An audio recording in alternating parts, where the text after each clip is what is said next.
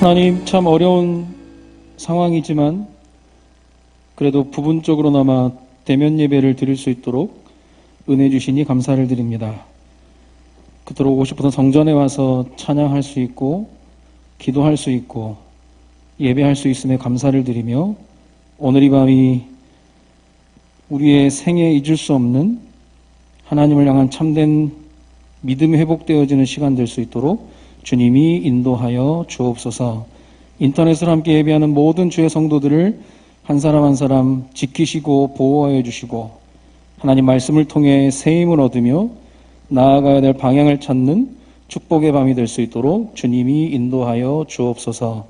이 시간을 주님께 맡겨드리며 우리 인생의 모든 문제 해결자 되시는 주 예수 그리스도의 이름으로 기도드립니다. 아멘. 하나님 말씀 보겠습니다. 마태복음 12장을 보겠습니다. 마태복음 12장 35절에서 37절까지입니다.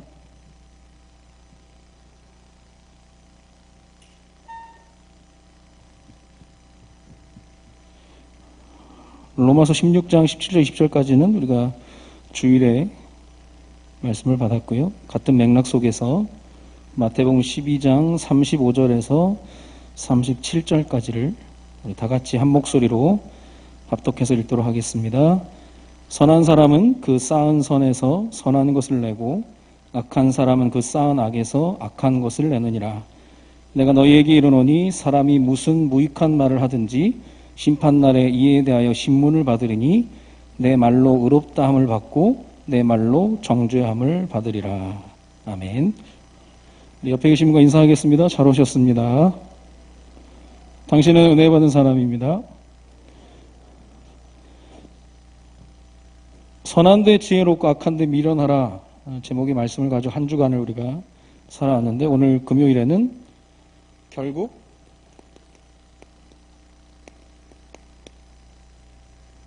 쌓인 것이 나온다.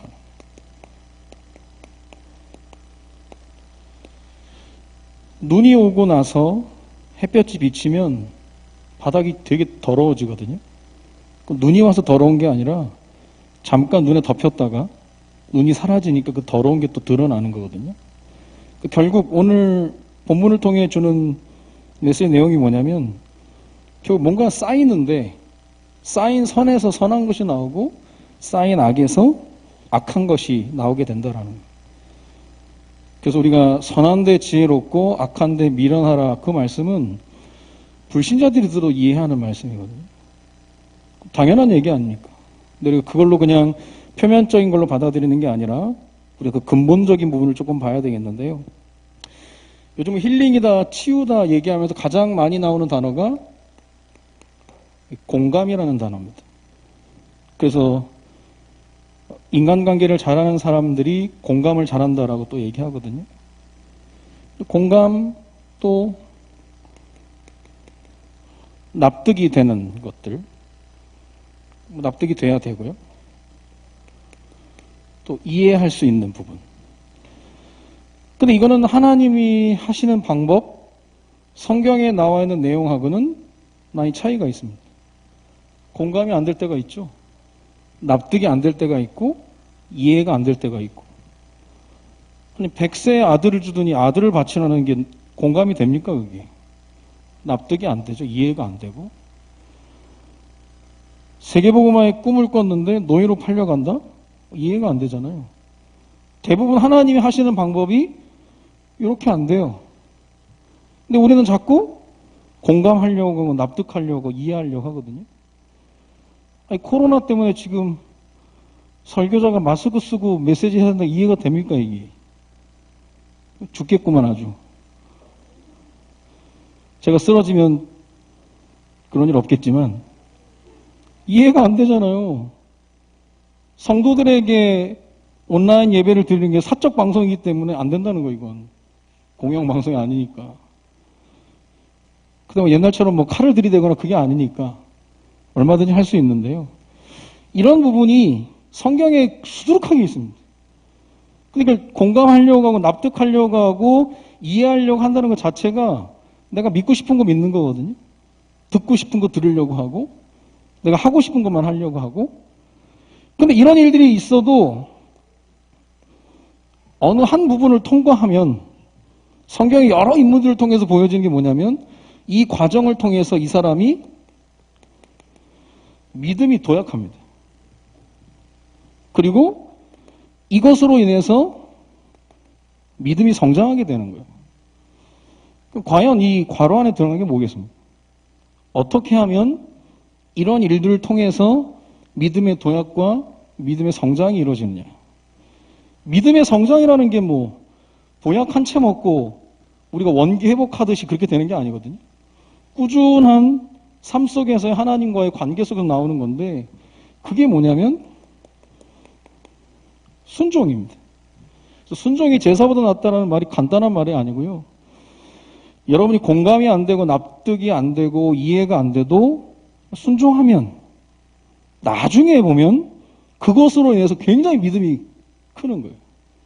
이걸 아는 사람들에게 순종이라는 말은 하나님이 주신 기회라는 거죠. 옛날에는요, 주일 성수 그랬습니다. 거룩히 지키라고. 근데 어느 교회에 이제, 그때만 해도 다 율법적이었으니까요. 어느 집에 권사님 댁을 보니까 가족들이 주일마다 돌아가면서 한 명씩 빠지는 거예요. 목사님이 부른 겁니다. 왜 그러냐? 온 가족이 함께 나오지 못하고 했더니 집이 단독주택이라서 한 명은 지켜야 된다는 집을. 그게 말이 되냐, 그게. 주일 성수인데. 도둑놈이 훔쳐가면 훔쳐가라고 하지. 그거 순종 못해가지고 되겠냐, 그랬대요. 그래서 어느 날 그 가족이 믿음의 결단을 하고 온 가족이 나와서 예배 드렸는데 그날 도둑이 다 털어갔다. 깨끗이 싹 털어갔다. 목사님도 할 말이 없고 그 집도 별로 할 말이 없고. 근데 나중에 보니까 그 일로 인해서 도약이 됐는데 어떻게 됐냐. 도둑이 털어가도 살더라는 거예요. 도둑이 털어가면 죽을 줄 알았는데 털어가도 살고 뭐 있어도 살고 없어도 살고. 우리가 조금만 순종하려고 마음만 먹어도요. 믿음의 도약과 성장이 이루어집니다. 그래서 믿음의 도약을 하려고 성장을 하려고 하는 게 아니라 순종하려는 마음을 가지고 하나님께 나아가면 그건 따라오게 돼 있는 거예요. 자녀들에게 하나님의 말씀에 순종하는 모습을 보여줘야 되는 겁니다. 세상에 흐름이 있지만 그게 맞지 않으면 우리는 거부할 수도 있는 거고요. 하나님의 뜻이라면 어떠한 상황 속에서도 믿고 따라가야 될 중요한 부분들이 있는 겁니다. 성경에서 말하는 신앙의 기본, 신앙의 핵심이 뭡니까? 그게 하나 되는 거거든요. 하나. 로마서 16장에 이번 주에 읽었던 본문 앞뒤로는 바울이 뭘 적었냐면 바울의 동역자들에 대한 인사를 적습니다. 권면하고 격려하고. 그러다 갑자기 내가 이 부분은 꼭 얘기해야 됐다고 얘기한 게 이번 주 본문이에요. 이단 사이비들 조심하고 선한데 지혜롭고 악한데 미련하라. 우리 그럴 때 있잖아요. 이게 그냥 아무거나 쭉 얘기하다가 이거는 꼭 지금 짚어주고 가야 되겠다라고 한 내용이 그겁니다. 굉장히 중요한 내용이에요. 강조 중에 강조거든요. 그러니까 바울이 이야기한 게 뭡니까? 사단의 전략이에요. 사단의 전략을 어떻게 할 수 있느냐? 사단은 하나님이 제일 강조하는 걸 뒤집습니다. 하나님이 제일 강조하는 걸 뒤집기 때문에 하나님이 제일 강조하는 그걸 보면 그걸 반대로 하는 게 사단의 전략이거든요. 하나님께서 우리에게 하나님 자신을 보여주신 게 성삼위 하나님입니다. 삼위일체, 삼위가 있는데 하나라는 거예요. 그래서 에베소서 지난번에 봤던 것처럼 성부 하나님께서는 모든 인류를 구원하시고자 하는 계획을 세운 분입니다. 우리를 택하여 부른 분이고 성자 하나님, 성자 예수 그리스도는 이 하나님의 계획을 실행하신 분이에요. 직접 인간을 먹고 이 땅에 오셨으니까. 그리고 나서 삼위일체 중에 성령 하나님은 무슨 일을 하셨습니까? 성령 하나님은 각 사람 마음속에서 별칭이 있죠. 여러 가지 별명이 있는데 적용의 영이에요. 똑같은 말씀을 들어도 하나님이 각 사람에게 부어주시는 내용이 다르다는 거예요. 그러니까 에베소서 4장 3절에 보면 평안에 매는 줄로 성령이 하나 되게 하신 것을 힘써 지키라는 거예요. 성령이 적용의 영으로서 하는 역할이 뭐냐면 하나 되게 하는 거예요. 그러니까 확실히 분열되게 하는 건 악령입니다. 우리가 좋게 말해 성령이 아니야라고 얘기하지만 성령 아니면 악령이에요. 그거 악령이라는 거예요. 하나 되게 하는 거, 힘써 지키라는 거예요. 왜냐? 분열시키는 존재가 있으니까. 그렇다면 여기서 나오는 거죠. 하나 되는 걸 하나님이 가장 중요하게 보시는데 그럼 사단이 쓰는 중요한 전략이 있습니다. 그게 뭐냐면 공멸이에요. 같이 죽는 겁니다. 너 죽고 나 죽자. 악순환입니다. 그 사건으로 인해서 파장되는 일들이 굉장한 거예요. 이번에 고유정 씨가 전 남편 살해하고 무기징역 받았는데 하필 제주도 한 펜션 가서 죽였잖아요. 그 펜션이 문 닫았대. 그 펜션은 뭔 죄냐고. 그분이 은퇴하고 은퇴 자금 가지고 노후를 보내려고 펜션 하나 지었는데 하필 그 집에 와가지고 남편을 죽인 거예요. 소문났죠. 사람 죽은 펜션이라고. 어디 보상 받을 데도 없대. 재판을 자꾸 걸고 있는데 고유정은 오지도 않고. 그러니까 악순환이에요. 돌고 계속 망하게 하는 거예요. 그리고 공멸과 함께 뭐냐면 분열시켜버리는 겁니다. 분열의 영이에요. 이간자, 나누는 자, 회방자. 근데 그 대표적인 게 뭐냐? 사단이 스스로 망하게 하고 분열시키는 그 일을 인간에게 파고 들어와서 하는 그게 뭐냐면 사람의 말입니다. 말이에요, 말. 로마서 16장에도 보면 미혹하는 내용이 뭡니까? 말이라니까, 말. 이걸로. 그래서 지금 바울이 그런 모습들을 보면서 선한 데 지혜롭고 악한 데 미련하라. 그럼 여기서 말하는 선, 악이 뭡니까? 이걸 우리가 어떻게 규정해야 됩니까? 하나님이 인간을 창조하시고 선악과를 따먹지 말라고 하셨거든요. 이게 뭡니까? 하나님이 선과 악의 기준이라는 거예요. 하나님이 말씀하시는 게 선이고 그게 아닌 것이 악이라는 거예요. 선악을 알게 하는 과실은 누가 정해주느냐? 하나님이 정해주는 겁니다. 그래서 이 선과 악에 대해서 어떻게 우리가 설명하면 좀 쉽게 설명이 되겠습니까? 그런 예화들이 많이 있잖아요. 하나님을 믿지 않는 교수가 믿음 좋은 학생에게 물어봅니다. 하나님이 모든 걸 창조하셨냐? 그럼 하나님 악도 창조했냐? 그러니까 그 학생이 대답을 못하는 겁니다. 그러니까 그 클래스 가운데 한 친구가 교수님에게 질문하는 거죠. 교수님, 추위가 뭡니까? 추위가 있잖아요. 추위가 뭡니까? 야, 추위가 추운 거지 뭐냐? 추위는 다른 게 아니라 열의 부재라는 거예요. 열이 없으니까 추위가 오는 거예요. 그럼 교수님, 어두움은 뭡니까? 어둠이 어둠이지 뭐냐? 어둠은 빛의 부재라는 거예요.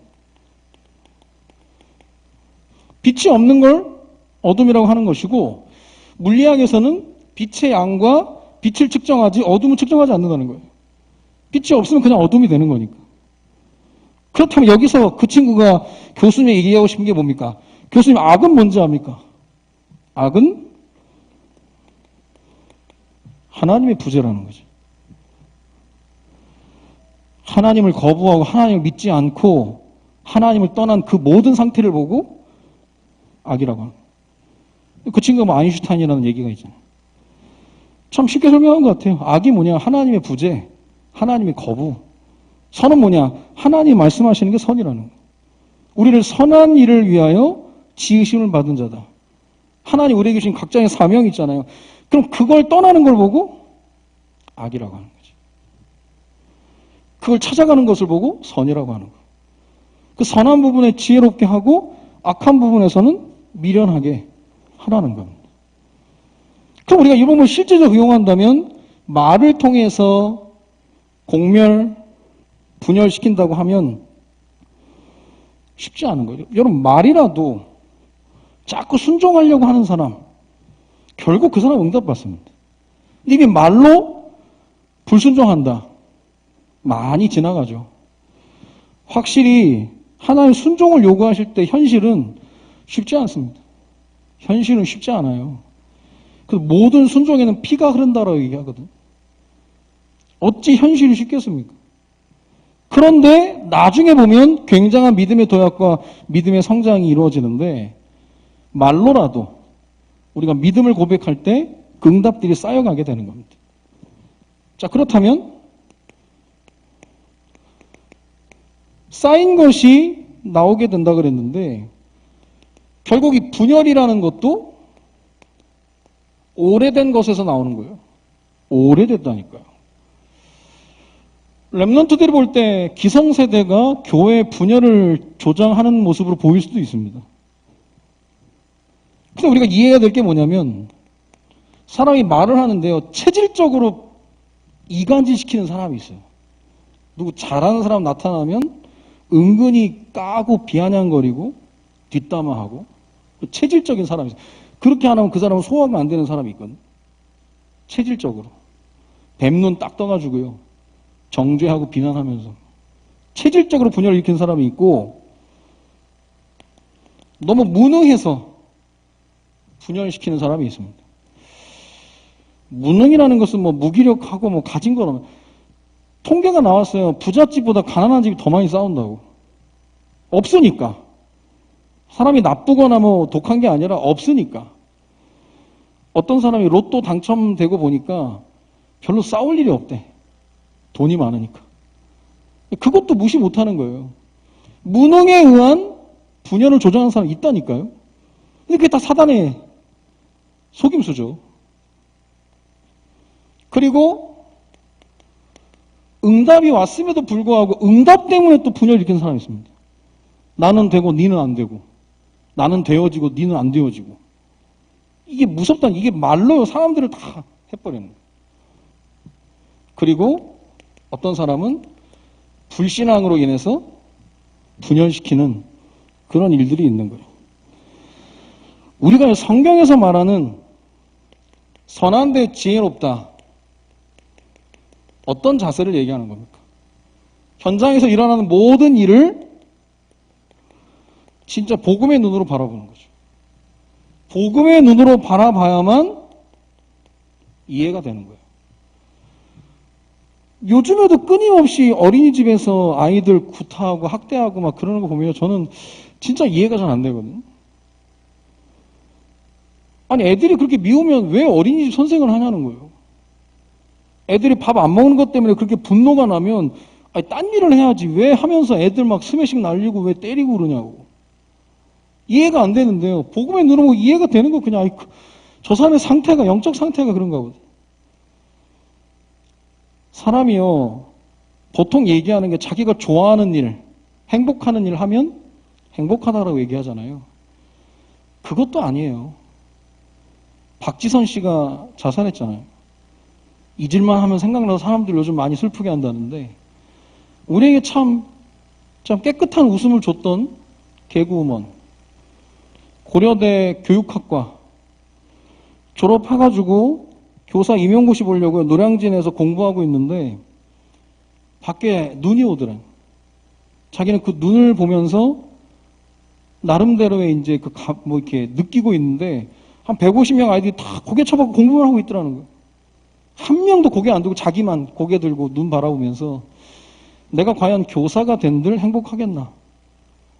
내가 언제 행복했지라고 생각해서 생각을 해보니까 애들, 친구들 앉혀놓고 그 앞에서 웃겼던 거. 걔네들도 웃고 자기도 웃고. 아, 난 이걸 해야 되겠다. 그래서 당장 포기하고 개그 콘서트 지망을 했죠. 면접 보러 간 날 들어갔더니 합격 그러더라고요. 얼굴 보고. 막 신봉선이 막 견제하고 이번엔 너냐면서 들어가자마자 합격했대요 그냥. 그리고 얼마나 자기가 좋아하는 일, 행복한 일을 했으니까 우리는 행복할 거라 생각하잖아요. 아니에요. 복음 없이는 절대 행복이 주어지지 않습니다. 물론 너무 힘들었고 죽을 만큼 힘들었으니까 그렇게 했겠죠.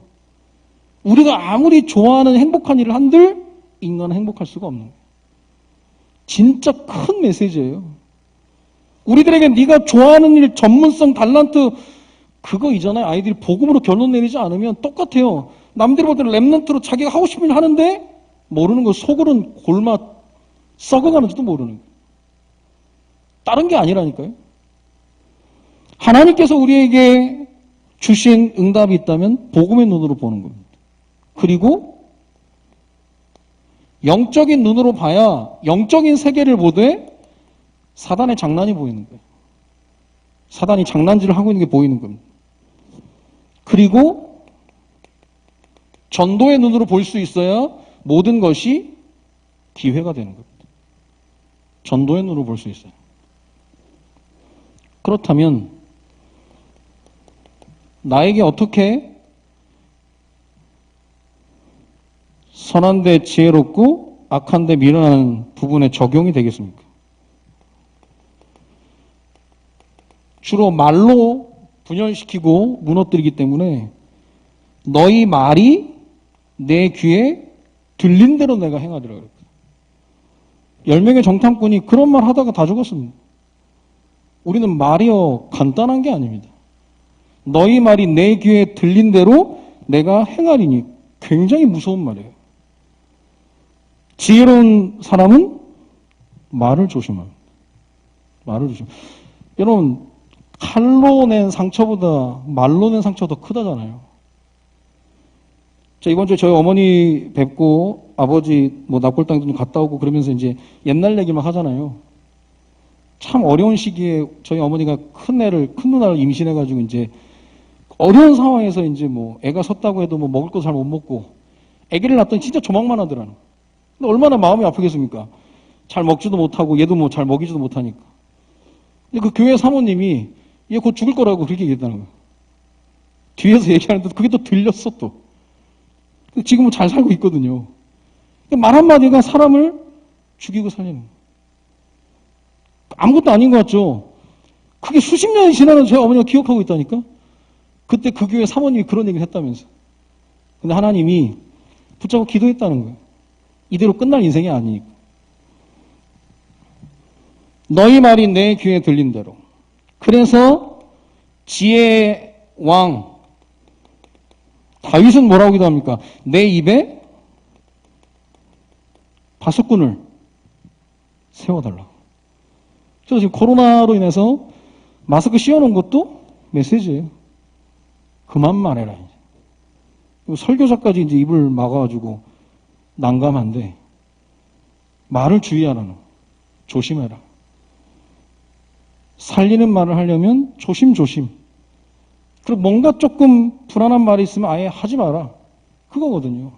말이 너무 중요한 부분을 차지함에도 불구하고 놓치고 갈 때가 너무 많습니다. 그래서 이사야 6장 5절, 7절 올해 내가 여기 있사오니 나를 보내소서 메시지 올해 하나님 주신 메시지 아닙니까? 이사야가 하나님의 영광을 보자마자 뭐부터 합니까? 내 입술이 부정하다는 거예요. 입부터 회개한다니까. 입술부터 회개한다니까. 입술에 불핀 수술 대면서 악을 제어해주잖아요. 입술부터. 그것도 메시지가 있는 거예요. 왜냐? 사단이 이런 부분을 이용해서 공멸시키고 분열시킨다니까요. 그러니까 교회에서 사람이 많으니까 말이 많겠죠. 그 사람이 시험 들고 어려움 속에 빠지게 되고 낙심하는 게 대부분 뭐니까 말이라니까. 그러니까 할 수 있으면 말이 왜 이렇게 없니라고 듣는 게 낫는 것 같아요. 말이 많은 사람이 실수가 많거든. 저희 웬만하면 말은 적게 하고 많이 듣고 그게 낫거든요. 한마디를 하더라도 살리는 말을 하고 세워주는 말을 하고 덮어주는 말을 하고 그게 선한데 지혜로운 거예요. 근데 이게 그냥 되는 게 아니라 이런 복음의 눈, 영적인 눈, 전도의 눈이 열려져야 보여지니까 함부로 안 한다니까. 저도 이제 우리 교육자들 회의할 때마다 얘기하는 그겁니다. 말 조심해야 돼. 교육자들끼리 얘기하는 내용들은 절대 얘기하면 안 돼.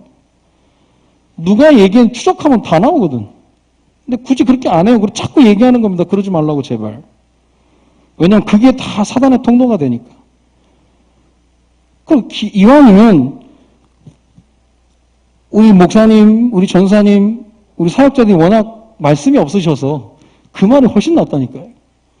워낙 말이 많아서 그거는 별로 안 좋은 것 같아요. 뭐 제 개인적 의견인지 모르겠지만 말을 많이 안 하는 게 낫습니다. 왜냐하면 우리가 나오는 게 다 창세기 3장이고 그런 부분들이기 때문에 결국 내가 쌓아놓은 것이 결국 나오게 된다. 뭘 쌓아놨습니까? 사실 오늘이라는 것은 어제까지 내가 심어놓은 거잖아요. 그건 어쩔 수가 없어요. 그건 언제 또 나올 거예요. 그러면 오늘 내가 무엇을 심느냐에 따라서 모든 응답이 달라지는 거죠. 이게 우리 영적 상태와 직결이 되는 겁니다. 그래서 결론적으로 성경에서 말하는 선한 데 지혜롭다. 그걸 말로 얘기한다면 지혜롭게 말을 사용한다는 건 뭐겠습니까? 말을 어디에 사용하는 거예요? 복음 전파에 사용합니다. 복음 전파할 때 우리 말을 사용하는 거고요. 또 찬양할 때 우리의 입술을 사용하는 것이고, 그리고 말씀 증거할 때 우리의 말을 사용하는 겁니다. 저도 말이 조금 세고 막 그래가지고 저도 자꾸 집에서 말을 좀 착하게 하라고 하거든요. 제가 좀 굉장히 말이 많이 착해졌어요. 많이 세게 얘기 안 하고. 제가 이제 교회 딱 오면 주차장 후진 뒤로 주차하는 거 제가 꼭 전화하거든요. 조경이 지금 우리가 죽어나가기 때문에 전면 주차해달라고. 저는 우리 교회 그 주차장 맨 앞에 이제 담임 목사님 자리인데, 물론 주일에만 이렇게 세우시지만 나는 거기에 차가 서 있으면 되게 마음이 안 좋더라고. 우리 목사님 자리인데 저거. 그저께 어떤 차를 봤는데 어저께 또 거기 서 있는 거야, 그 차가. 전화 안 하려고 그랬는데. 그래서 전화를 했어요, 내가. 그 전화를 받으시더라고요. 아, 우리 사랑의 교회인데요. 그 맨 앞자리는 VIP석 담임 목사님 자리인데 어제도 세우셨죠? 근데 그렇다는 거예요. 어디 오셨냐? 그때 어디 오셨대? 여기 요양보호사 오셨다는 거예요. 다음에 얼마든지 주차하셔도 되는데 전면 주차해 주시고 이 자리는 피해 주시면 고맙겠습니다. 그랬더니 알겠다는 거예요. 내가 생각해도 굉장히 착하게 내가 참 착하게 얘기했구나. 몇 시간 후에 전화가 왔어요. 나를 뵙고 싶다는 거예요. 자기가 요양보호사 거기 있는데 거기 무슨 뭐 기념품이 뭐 있다면서 뭐 치약 칫솔 세트하고 뭐 전단지랑 가져오시면서 너무 죄송해서 그걸 가져왔다는 거예요. 그러면 이분이 이렇게 만나게 된 게 그냥 우연이겠습니까? 가시려고 할 때 제가 붙잡았죠. 혹시 교회 신앙생활 하시는지. 어떻게 보면 요양보호사 그 사람들의 영혼까지도 도와야 되는데 교회 다니시냐고, 신앙생활 하시냐고. 아직 안 한다. 아직 안 하신다고, 아직 안 하시는 거 할 마음이 있냐면서 물어봤거든요. 그래서 제가 CD를 드렸거든요. 한번 꼭 들어보시라고. 그게 나중에 어떻게 될지 아무도 모릅니다. 근데 그게 그냥 막 주차 이렇게 했냐 막 해서 우리의 말이 교회에서 억세게나 막 그리 나가는 게 아니라 편안하게 하다 보니까 또 전도자로 전달하게 되고, 어떻게 될지 아무도 몰라도 가까이 있으니까. 지혜롭게 말을 사용한다는 것은 이겁니다. 딱 한마디를 해도. 저도 뭐 가수를 잘 모르는데 이수영 씨 한번 보니까 뭐 가요대상인가 탔는데 자기가 탈 줄 모르고 이제 멍하게 있다가 가요대상 수상자 발표하니까 막 어쩔 줄 몰라 하더라고. 오열을 하더라고. 바닥에 주저앉아가지고. 그 옆에서 이제 동료 가수가 너 이거 영상이 죽을 때까지 남을 건데 한마디라도 해야 된다면서, 니 정말 억울할 거라면서 막 설득을 하는 거예요. 그러니까 이수영 씨가 이제 마이크 잡고 이제 한마디 딱 한 게 뭔지 압니까? 하나님 감사합니다. 하나님 감사하다. 그리고 소감 끝냈어요. 옆에서 사회자가 전 세계에서 가장 짧은 수상 소감이었다면서. 말은요, 많이 한다고 영향이 가고 적게 한다고 파괴력이 없는 게 아닙니다. 살리고자 하고 성령의 인도 따라가면 그 한마디로 사람을 살릴 수가 있는 거예요. 요즘 갈수록 온라인 이 비대면 체제가 가면서 말이나 이런 부분이 얼마나 중요하게 나요. 영상 매체가. 그래서 우리 말이 그렇게 사용될 수 있도록. 그러니까 우리가 지금 바이든이 이제 당선인이 됐는데 트럼프가 아쉬운 게 뭐니까 말 실수를 너무 많이 하잖아. 코로나에 대한 얘기도 막 너무 말도 안 되는 얘기를 하고. 근데 이 트럼프가 대통령 되자마자 한 게 있거든요. 오바마가 크리스마스를 홀리데이로 만들어 놓고 바꿨어요. 아니야, 크리스마스야. 우리의 소망, 우리 주 예수 그리스도. 그때 완전 성령 충만했는지 그렇게 만들었다니까요? 그 지금 메리 크리스마스 써요. 홀리데이 다 바꿔버렸어요. 근데 또 어떻게 될지 몰라요. 바이든이요, JFK, 존 F 케네디 이후로 카톨릭 신자입니다. 존 F 케네디가 모든 공교육에서 성경고사를 뺐잖아요. 성경교육을 없앴다니까. 그때부터 미국의 신앙이 기울었다고 얘기하거든요. 그 이후부터 교사들이, 학생들이 질병에 대한 처방을 교사들이 할 수 있게 만들었거든요. 하도 심각한 애들이 많이 나오니까. 그래도 트럼프가 들어오면서 그걸 자율권을 줬어요. 각 주마다 성경 수업을 알아서 해라. 그때 몇 개 주가 그걸 다시 부활시켰습니다. 그거 잘하는 부분도 있어요. 물론 여러 가지 지지를 얻기 위해서 다 정치가 뭐 쇼라고 얘기하면 쇼인데 그래도 그 사람 몇 가지 한 게 좋은 게 있다니까. 근데 왜 욕을 먹습니까? 말이. 그래서 이 부분은 내가 어느 위치에 있건 내가 어떤 상황 속에 있건 우리가 꼭 알고 우리 렘넌트들에게도 얘기해줘야 될 부분입니다. 선한데 지혜롭다는 것은 말을 지혜롭게 때에 맞게 또 시기에 맞게 하는 거거든요. 그걸 가르쳐줘야 된다는 거예요. 그리고 나서 사단이 이런 말이나 이런 부분을 통해서 자꾸 분열을 일으키기 때문에 성경은 아까도 성령이 하나 되게 하신 것을 힘써 지키라고 한 것처럼 하나됨을 위해서 기도해야 되는 겁니다. 기도. 그래서 예수님의 대제사장 기도가 있죠. 17장 11절을 보면 나는 세상에 더 있지 아니하오나 그들은 세상에 있었고 나는 아버지께로 가옵나니 거룩하신 아버지 내게 주신 아버지의 이름으로 그들을 보전하사 우리와 같이 그들도 하나가 되게 하옵소서. 하나가 되기를 기도하라는 거예요. 이것만큼 중요한 역할을 감당하는 게 없습니다. 당신이 있음으로써 교회가 하나가 되고 구역이 하나가 되고 교구가 부서가 하나가 된다면 그것만큼 축복된 게 없다는 거죠.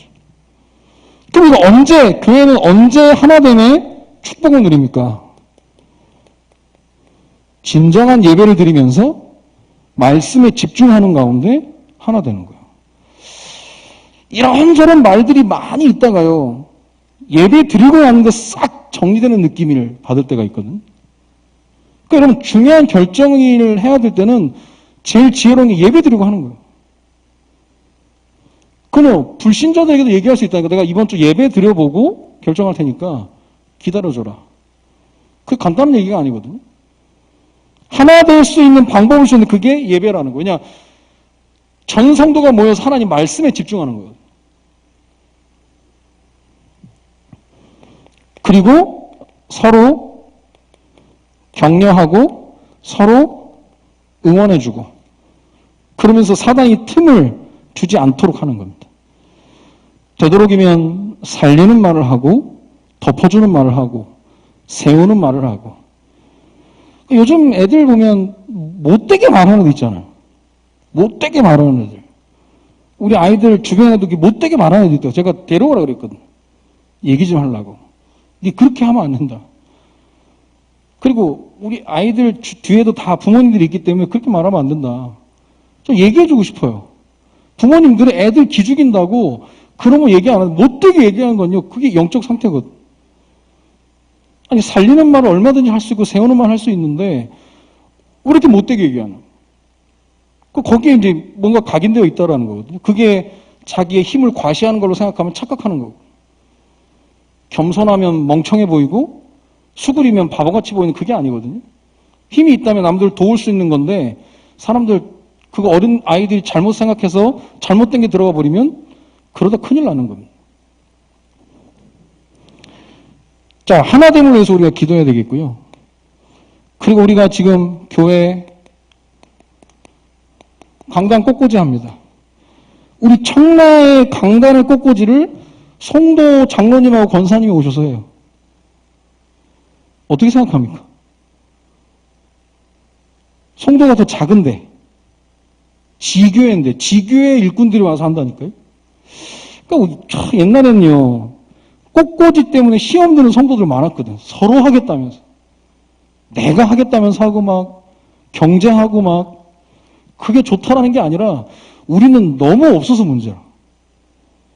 성도에서 와서 해주니까 그냥 하나보다 그냥 그렇게 생각해요. 그래서 아마 성도에서도 계속 와서 해줄 수가 없기 때문에 아마 추수감사절 이후에는 우리가 알아서 해야 되지 않겠나. 여러분 중에 의미를 알고 하실 수 있는 분. 성도 측에서 볼 때는 황당한 거예요. 청당은 훨씬 큰데 장로님들이 우스갯소리로 가서 밥도 해주라면서. 얼마나 이게 웃긴 얘기입니까? 찾아보면 있거든요. 근데 별로 해야 될 필요를 못 느낀다면 빨리 찾아야 됩니다. 내가 성전을 꾸미는 데 있어서 중요한 역할을 할 수 있으면 부족해도요. 교회라는 게 뭔가 우리가 대단한 작품을 만들고 하는 게 아니거든요. 딱 중심 가지고 한 주에 성도들이 말씀을 들으러 왔다가 아니 꽃 같은 걸 봐도 얼마나 마음이 릴렉스가 됩니까? 강단꽃꽂이 있고 없고 차이가 크거든요. 여러분 기도하시면서 내가 조금 부족해도 좀 마음 담고 하실 분들. 어떻게 보면은 불신자들은 재능 기부도 한다는데 우리 하나님이 주신 재능 가지고 하나님께 영광 돌릴 수 있는 부분들이거든요. 또 좀 이런 부분에 대해서 좀 기도하시면서 헌신할 분들이 빨리 나와야 됩니다. 기도해 보시기 바라고요. 그리고 이번 주가 주일이 추수감사주일입니다. 2020년 추수감사주일은 평생에 한 번입니다. 어떻게 생각하십니까? 평생에 한 번. 의미를 알아야 되겠죠. 1년에 농사를 짓고 수확하는 것 이상으로 영적인 추수와 우리의 감사의 조건들을 돌아볼 수 있는. 그래서 렘넌트들과 예물도 같이 준비하는 거예요. 저도 얘기했거든요. 이번 주 추수감사주일이나 딴 때보다는 더 감사의 의미를 찾고 예물도 더 많이 드릴 수 있도록. 이걸요, 드릴 수 있음에 기뻐할 수 있을 정도까지 가야 되거든요. 드릴 수 있다는 건 내게 그게 있다는 거거든요. 그것도 주신 거 아닙니까? 이게 커요. 제 후배가요, 교회 개척을 했는데, 우리 지교회 단톡방에 축하한다 막 그런. 그 후배가 저한테는 전화가 왔더라고요. 형 고맙다면서. 왜 그런지 압니까? 난 입금했거든. 난 입금해줬어요. 헌금했다니까. 딴 사람은 다 단톡방에 축하해요, 꽃다발하고 그건 별로 그냥, 물론 다 의미가 있지만, 난 헌금했어요, 거기에. 그것도 더 좋아하더라고. 근데 나도 들을 수 있음에 전달했던 거고. 여러분, 형편껏, 특히 절기기 때문에, 여러분 마음 담아서 하는 겁니다. 이게 다 훈련이고 교육이에요, 아이들에게. 오늘 추수감사주일이네? 봉투 끄집어내서 하는 게 아니라 전주에 미리 주는 건 의미를 전달하고 후대대로 같이 준비하라는 거. 지금 참여하지 못하는 거 온라인으로 하지만. 그러니까 옛날에 우리가 헌금하려고 새돈 준비하고 했던 그것도 이제 앞으로는 어려울 것 같아요. 계좌로 이체해버리니까. 그게 옛날에 우리 선진들의 돈 다리고 막 그랬다는. 그게 다 옛날 이야기로 가는 상황이 된 겁니다. 그래서 예물을 딱 렘넌트들 같이 준비해서 할 수 있도록 해야 되겠고요. 성찬식. 초대교회는 모일 때마다 한 이유가 있겠죠. 그만큼 소중했으니까. 우리 이제 절기 때마다 이걸 감당해 나가는데 그리스도의 죽으심과 부활, 성찬식을 통해서 우리의 신앙의 핵심, 신앙의 기준들을 다시 한번 점검해야 되겠고요. 추수감사절 또 오후에는 또 우리가 간증을 듣는 시간들이 있습니다. 중직자 훈련과 병행해서 우리가 하는데요. 어쨌든 추수감사주일 하루 종일 일어나는 응답의 스케줄을 놓고 기도하고 한번 와보시라니까요. 다른 거예요. 그냥 그렇구나 그렇게 오는 사람하고요. 똑같은 간증의 메시지를 들어도 여기 다가오는 이게 데미지가 다릅니다. 기도했으니까. 목사님이 그 간증자를 택해서 중직자 훈련과 우리 교회 이 시간표에 이렇게 한 거는 그냥 하는 게 아니거든요. 기도하시는 가운데 나오는 거기 때문에 그냥 되는 게 아니니까 하루 주일 그냥 있었던 일들을 응답시켜 놓고 기도하는 사람은 다른 겁니다. 응답이 다르다니까요. 그런 부분에 여러분 혼자 가지고 있는 게 아니라 우리 후대들에게도 꼭 전달해서 평생에 한 번뿐인 추수감사주일에 우리 가정이 최고로 하나님께 영광 돌리고 최고의 예물로 하나님께 또 드리고 또 가장 의미 있는 성찬식과 또 간증 그러한 시간도 우리가 가질 수 있도록 우리가 함께 기도해야 되겠습니다. 결국 쌓인 것이 나오는 겁니다. 없는 게 아니에요. 갑자기 저 사람이 저렇게 된 게 아니라 선이 쌓여져 있다가 거기서 나오는 거고 악이 쌓여져 있다가 나오는 거예요. 그러니까 사람이 변화되기가 어렵다라는 게 또 거기서도 또 적용될 수 있는데 복음 안에서는 얼마든지 그게 또 변화될 수 있는 거니까 오늘 내가 은혜를 쌓고 말씀을 쌓고 기도를 쌓아놓으면 내일은 그게 열매가 맺어지는 거예요. 그런 부분을 분명히 아시고 선한 데 지혜롭고 악한 데 미련하라. 결국 쌓인 것이 나온다 그랬는데 우리의 삶 가운데 하나님의 선하심이 나올 수 있도록 말씀을 쌓고 기도를 쌓고 전도를 쌓는 그런 은혜가 오늘부터 새롭게 시작되어지시기를 주님의 이름으로 축원드립니다. 우리 찬양 한장 하겠습니다.